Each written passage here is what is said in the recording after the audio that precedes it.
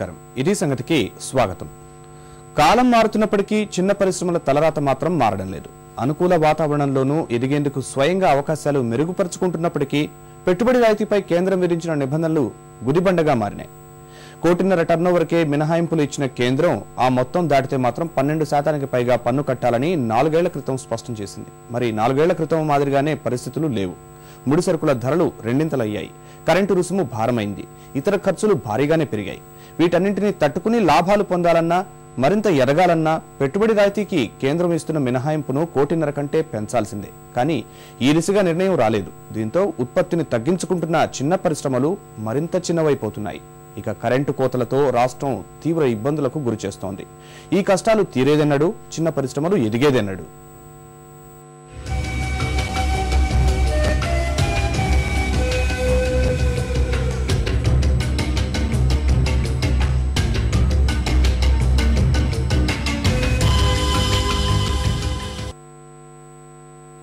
చిన్న పరిశ్రమలు అంటే కేంద్ర రాష్ట్ర ప్రభుత్వాలకు చిన్న చూపుగా మారింది. సరళీకృత విధానాలు, సంస్కరణలతో పెద్దపీట వేస్తున్నామని చెబుతున్నప్పటికీ ఆ ప్రయోజనాలన్నీ భారీ పరిశ్రమలకే పరిమితమవుతున్నాయి. తీరికలేని పనులతో కేంద్ర రాష్ట్ర ప్రభుత్వాలకు భారీగా ఆదాయాన్ని సమకూర్చిన చిన్న పరిశ్రమల మనుగడ ఇప్పుడు ప్రశ్నార్థకమవుతోంది. లక్షల మంది కార్మికులు ఉపాధి కోల్పోతూ రోడ్డున పడుతున్నారు. ఈ కష్టాల నుంచి బయటపడేందుకు చిన్న పరిశ్రమల యజమానులు తీవ్ర ప్రయత్నాలు చేస్తున్నారు. కానీ కేంద్ర రాష్ట్ర ప్రభుత్వాలు మాత్రం వారికి సహకరించే నిర్ణయాలు తీసుకోవడం లేదు. ప్రపంచీకరణ పరిస్థితుల్ని వినియోగించుకుని ప్రస్తుత స్థాయి నుంచి ఎదిగే వీలున్నా ఆ దిశగా ప్రభుత్వాల నిర్ణయాలు ఉండటం లేదు. దీంతో చిన్న పరిశ్రమలు ఎన్నేళ్లు గడిచినా ఎదుగు బొదుగు లేకుండా అదే స్థాయిలో ఉంటున్నాయి. ₹1 కోటి పెట్టుబడికి 20 మందికి చిన్న పరిశ్రమలు ఉపాధి కల్పిస్తుంటే భారీ పరిశ్రమలు మాత్రం అదే పెట్టుబడికి 8 మందికే ఉద్యోగాలిస్తున్నాయి.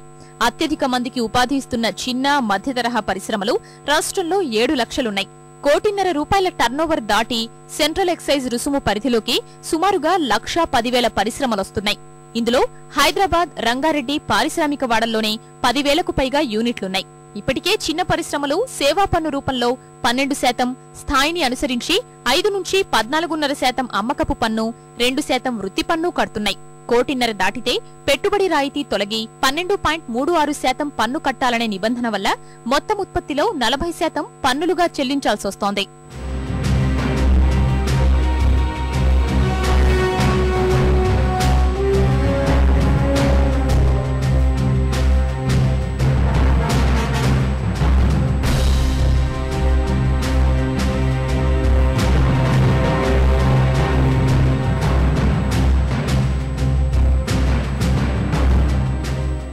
కేంద్ర ప్రభుత్వం 4 ఏళ్ల కిందట ₹1.5 కోటి వరకు టర్నోవర్ ఉన్న పరిశ్రమలకు సెంట్రల్ ఎక్సైజ్ రుసుము మినహాయింపు ప్రకటించింది.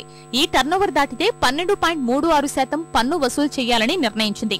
అయితే ఈ 4 ఏళ్లలో పరిస్థితుల్లో అనేక మార్పులొచ్చాయి. పెట్రోల్, డీజిల్ ధరల్ని రెండింతలు కావడం అన్ని రంగాలపై ప్రభావం చూపింది.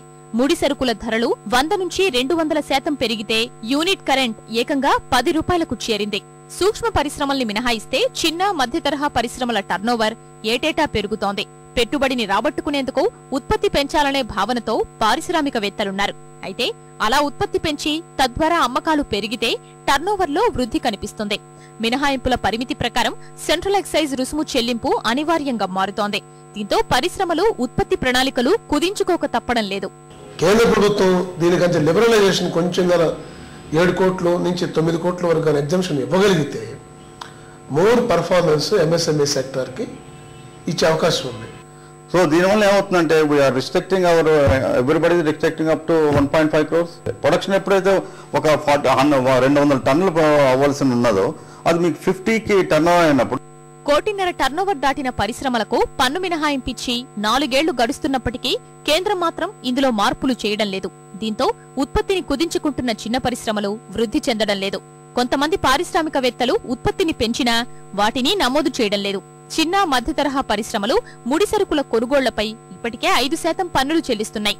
ఉత్పత్తి పెంచుకోవడం ద్వారా టర్నోవర్లోనూ వృద్ధి సాధిస్తే సెంట్రల్ ఎక్సైజ్ రుసుము కలుపుకొని మొత్తం 17% పన్నులు చెల్లించాల్సిన దుస్థితి ఏర్పడుతోంది. ఈ విధానంలో మార్పులు చెయ్యాలని కేంద్రానికి ఎన్నిసార్లు మొరబెట్టుకున్నా ఫలితం లేకుండా పోయిందని పారిశ్రామికవేత్తలు ఆవేదన వ్యక్తం చేస్తున్నారు.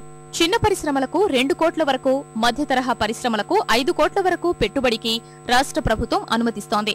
అయితే సెంట్రల్ ఎక్సైజ్ రుసుము మినహాయింపు మాత్రం కేవలం 1.5 కోట్ల టర్నోవర్కే పరిమితం కావడంపై పారిశ్రామికవేత్తల్లో ఆందోళన వ్యక్తమవుతోంది.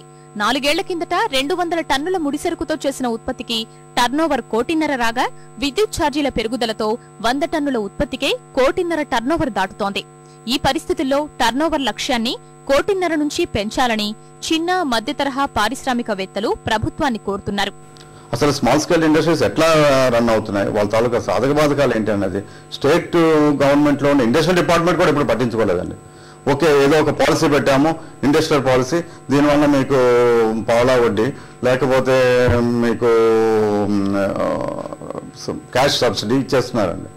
అంతే తప్ప ఇండస్ట్రీ యాక్చువల్గా ఎలా సఫర్ అవుతుంది, వాళ్ళ తాలూకా ప్రాబ్లమ్స్ అనేది ఏంటనేది ఆలోచించడం లేదండి. దీని వెంటనే కేంద్ర ప్రభుత్వం, రాష్ట్ర ప్రభుత్వాలతో, అన్ని రాష్ట్ర ప్రభుత్వాలు, ముఖ్యమంత్రులతో ఒక జాయింట్ మీటింగ్ పెట్టి, ఇండస్ట్రీస్ ఫెడరేషన్స్ అందరినీ కూడా ఒక జాయింట్ మీటింగ్ పెట్టి, ఈ జాతీయ సమస్యగా దీన్ని తీసుకొని ప్రపంచ దేశాలతో ధీటుగా మనం ముందుకు పోవాలంటే ముందు వెంటనే సెంట్రల్ ఎక్సైజ్ విధానాన్ని మార్పులు చేయాల్సిన అవసరం ఎంతైనా ఉంది. గుజరాత్, మహారాష్ట్రలో అక్కడి ప్రభుత్వాలు చిన్న పరిశ్రమలు టర్నోవర్ పెంచేందుకు వీలుగా తమ సొంత పన్నుల్ని కుదిస్తున్నాయి.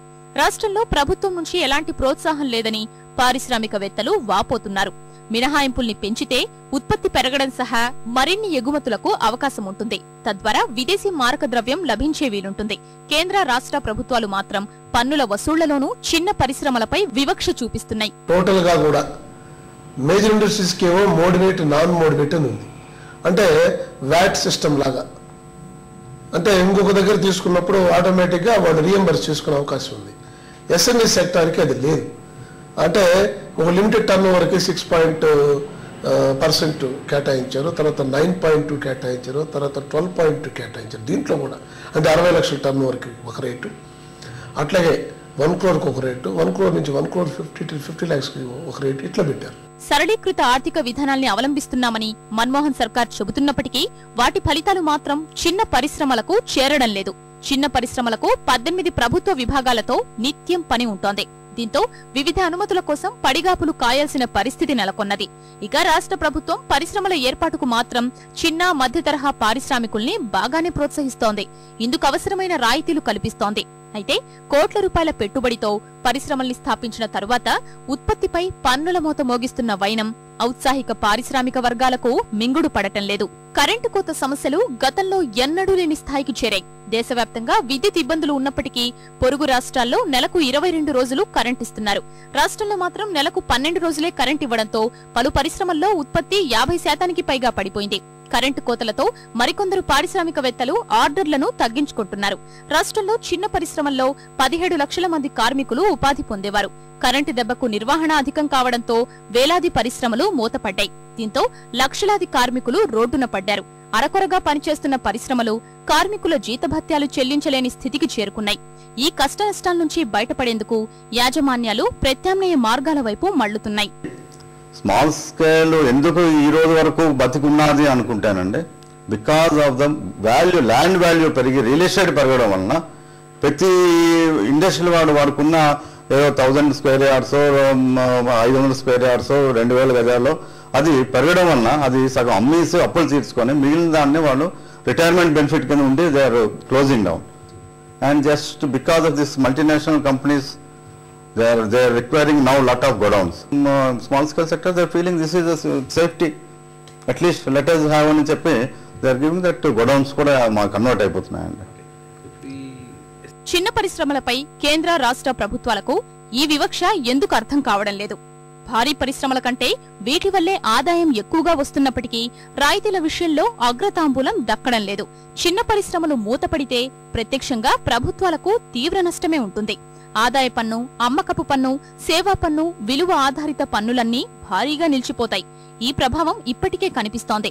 ఇప్పటికైనా కేంద్ర, రాష్ట్ర ప్రభుత్వాలు తీరు మార్చుకుని చిన్న పరిశ్రమలు ఎదిగే విధంగా నిర్ణయాలు తీసుకుంటే మంచిదే. 1.5 కోటి టర్నోవర్కు పెట్టుబడి రాయితీ ఇస్తున్న కేంద్రం తన నిర్ణయాలు పునః సమీక్షిస్తే లక్షలాది కుటుంబాల్లో వెలుగులు నిండుతాయి.